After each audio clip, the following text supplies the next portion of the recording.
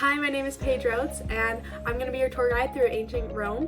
We'll explore the rise and fall of one of the greatest empires in history, from its legendary beginnings to its enduring legacy today.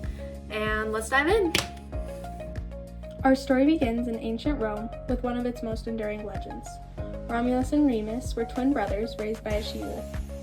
These twins are central to the mythological founding of Rome around 753 BC. According to the legend, these twins were the sons of Mars, the god of war, and Ray Sylvia, a Vestal virgin. This famous statue, known as Capitoline Wolf, captures the essence of this myth. Romulus, the more dominant brother, is said to have founded Rome after a dramatic conflict with Remus. The story tells that Romulus killed Remus in a dispute over where to build the city, symbolizing the violent and competitive nature that would characterize Rome's early history. Romulus established Rome on Palatine Hill, one of the 7 hills of Rome. This strategic location near the Tiber River allowed the city to grow and prosper through trade and agriculture. The early Romans were a mix of Latin, Sabine, and Etruscan peoples, each contributing to the rich cultural tapestry of Rome. Transitioning from myth to history, Rome evolved from a monarchy to a republic around 509 BC. The Roman Republic was marked by a division between 2 primary classes, the patricians and the plebeians. Patricians were the aristocratic families who held most political power. They controlled major institutions, had significant influence over Roman law, and occupied the highest positions in the government. Plebeians, on the other hand, were the common citizens, farmers, artisans, and laborers. Initially, they had limited rights, but gradually fought for greater political inclusion. This struggle led to the creation of the Tribune of the plebs, an office that gave them representation and the power to veto decisions that were against their interests. The Roman Republic also developed a complex legal system. Romans created the law of the 12 tables, which binded both plebeians and patricians. This law mainly stated that Rome would have no kings and served as the foundation for Roman legal practice. The late Republic was a period of transformation and conflict. Julius Caesar, a military general and political leader, played a crucial role during this time.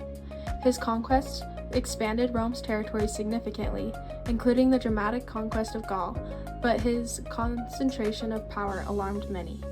Caesar's assassination in 44 BC by a group of senators, including his friend Brutus, triggered a series of civil wars. These conflicts ultimately led to the rise of his adopted heir, Octavian, who would become Augustus, the first Roman emperor.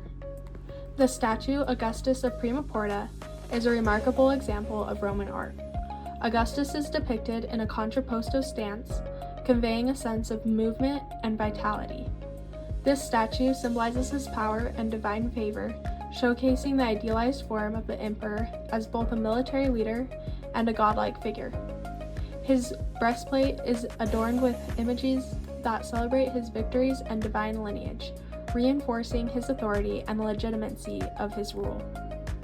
Rome's architectural achievements are legendary. The Colosseum, commissioned by the Flavian family, is a prime example. Constructed around 80 AD, this grand structure features a series of arcades, which is repeated arches that support the massive weight of the building and create an iconic silhouette. Primarily made of marble and brick, this amphitheater could seat 60,000 people. Although this was a colossal building, which is where its name comes from, the exits were designed so that everyone could leave the show in under 10 minutes, and each person could exit without having to see anyone from another social class, which shows the sophistication of Roman architecture. The Colosseum was a site of gladiator and animal fights, which reflects the gruesome and sometimes brutal entertainment of Roman society. Rome also created numerous triumphal arches, such as the Arch of Constantine. These monumental structures celebrated military victories and emperors, serving as enduring symbols of Rome's power and glory.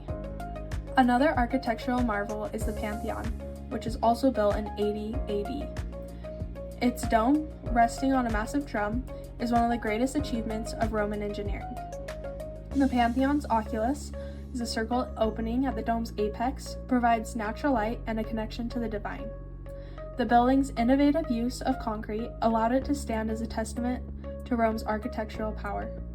The coffered dome's design also reduces the weight of the roof, allowing the structure to remain stable and durable. The philosophical landscape of Rome was rich and diverse. Epicureanism taught that pleasure and the avoidance of pain were the keys to happiness. Epicurus' philosophy was centered on the idea of achieving tranquility through simple pleasures and the elimination of fear, particularly the fear of gods and death. This philosophy attracted many followers who sought a peaceful life.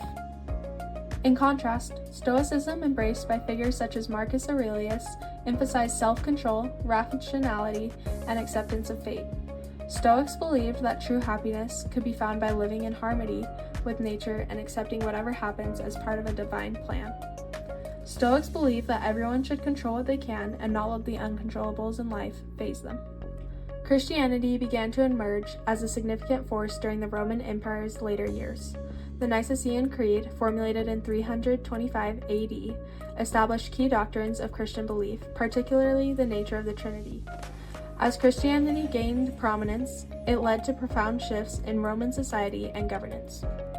The conversion of Emperor Constantine and the eventual adoption of Christianity as a state religion marked a turning point in Roman history. Constantine's Edict of Milan in 313 AD granted religious tolerance throughout the empire, allowing Christians to worship freely and openly. This period also saw the construction of early Christian basilicas, such as Old St. Peter's Basilica, which featured clerestory windows that allowed light to flood the interior, creating a spiritual atmosphere. These architectural innovations influenced the development of church architecture for centuries to come. The Roman Empire was not without its controversial leaders. Emperor Nero, notorious for his tyrannical rule, was infamous for his persecution of Christians and his extravagant lifestyle. His reign is often remembered for the Great Fire of Rome in 64 AD, which devastated much of the city. Emperor Nero blamed the fire on Christians because they were lower class, they didn't participate in public events, which led many to believe that they had secret rituals, and they worshipped a condemned criminal, Jesus Christ.